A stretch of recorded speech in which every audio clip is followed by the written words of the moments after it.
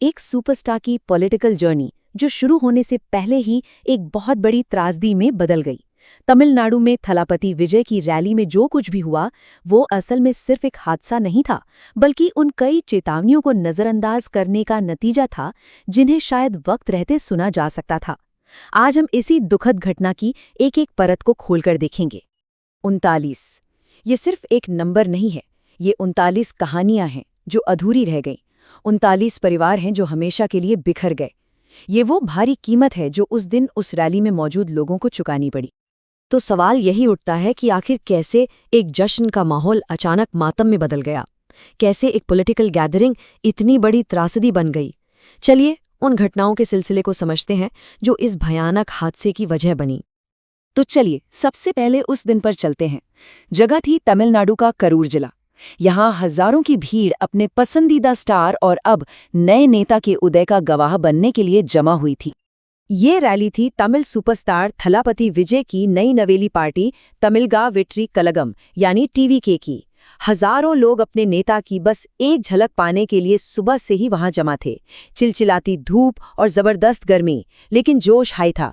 पर किसी को भी ये अंदाजा नहीं था कि आगे क्या होने वाला है।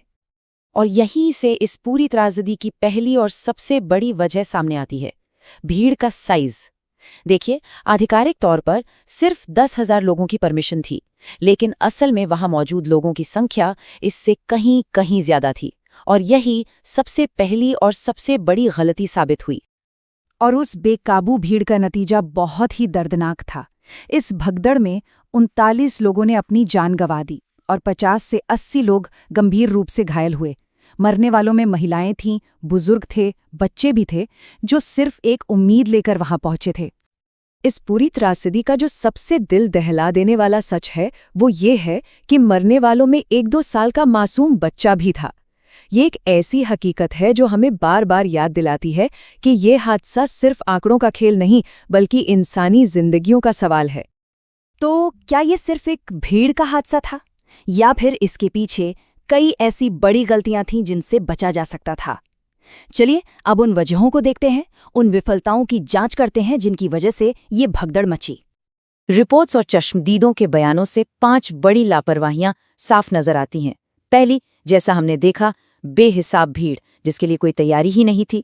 दूसरी, बेसिक मैनेजमेंट की कमी। सोचिए, घंटों से इंतजार कर रहे लोगों के लिए पीने के पानी या छांव तक का कोई इंतजाम नहीं था। तीसरा फैक्टर था इवेंट में देरी। विजय के आने में कई घंटे की देर हुई, जिससे भीड़ में बेचैनी और गुस्सा बढ़ता चला गया। चौथी, खराब सुरक्षा। बाहर निकलने के रास्ते बहुत संकरे थे और भीड़ को कंट्रोल करने का कोई प्लान नहीं था। और आखिर में जब हादसा हुआ तो एम्बुलेंस जैसी इमरजेंसी सेवाओं का पहुंचना भी मुश्किल हो गया, क्योंकि भीड़ ने सारे रास्ते ब्लॉक कर दिए थे। ये तो थीं सिस्टम की विफलताएं। लेकिन जमीन पर उस वक्त क्या हो रहा था, जो लोग वहां मौजूद थे वो क्या महसूस कर रहे थे? चलिए अब उन आवाजों को सुनते हैं जो उस दिन उस भीड़ का हिस्सा थीं। उनके अनुभव हमें उस दिन की खौफनाक हकीकत बताते हैं। एक सर्वाइवर का ये बयान सीधे सीधे मैनेजमेंट की नाकामी को दिखाता है। आप सोचकर देखिए, जब लोगों को घंटों तक पीने के पानी जैसी बेसिक चीज भी ना मिले तो बेचैनी और अफरा तफरी का माहौल बनना तो तय ही है। ये दिखाता है कि कैसे छोटी छोटी लापरवाहियां एक बड़े हादसे की जमीन तैयार कर देते हैं। और ये बयां उन अनगिनत परिवारों के दर्द को सामने लाता है जिन्होंने अपनों को हमेशा के लिए खो दिया।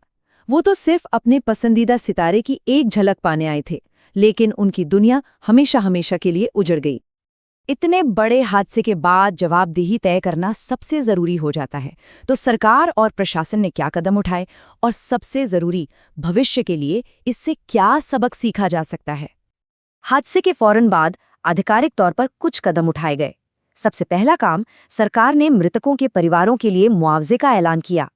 फिर मामले की तह तक जाने के लिए एक रिटायर्ड जज की अध्यक्षता में जांच आयोग बनाया गया। और हाँ, पहली नजर में जिम्मेदार पाए गए टीवी के पार्टी के आयोजकों के खिलाफ पुलिस ने केस भी दर्ज किया है। लेकिन एक सच ये भी है, और लोगों में ये भावना आम है, कि मुआवजा उन जिंदगियों को वापस नहीं ला सकता जो चली गईं। ये कदम जरूरी हैं, बिल्कुल, पर जो नुकसान हुआ है उसकी भरपाई नामुमकिन है। तो इस पूरी घटना की जड़ में अगर कोई एक शब्द है तो वो है कुप्रबंधन, यानी मिसमैनेजमेंट। जब भी बड़ी सभाओं की प्लानिंग में सुरक्षा और लोगों की बेसिक ज़रूरतों को नज़रअंदाज किया जाता है तो नतीजे ऐसे ही दर्दनाक होते हैं। ये एक ऐसा सबक है जिसे भुलाने की कीमत इंसानी जानें होती हैं। और अंत में यह हादसा हम सब के सामने एक बहुत ही बुनियादी और ज़रूरी सवाल छोड़ जाता है कि चाहे कोई राजनीतिक रैली हो, कोई धार्मिक आयोजन हो या कोई कॉन्सर्ट, हजारों लोगों की सुरक्षा की आखिरी जिम्मेदारी किसकी है? क्या ये सिर्फ आयोजकों का काम है या प्रशासन का, या फिर एक समाज के तौर पर हम सभी की? भविष्य में ऐसी त्रासदियों को रोकने के लिए इस सवाल का जवाब ईमानदारी से खोजना ही होगा।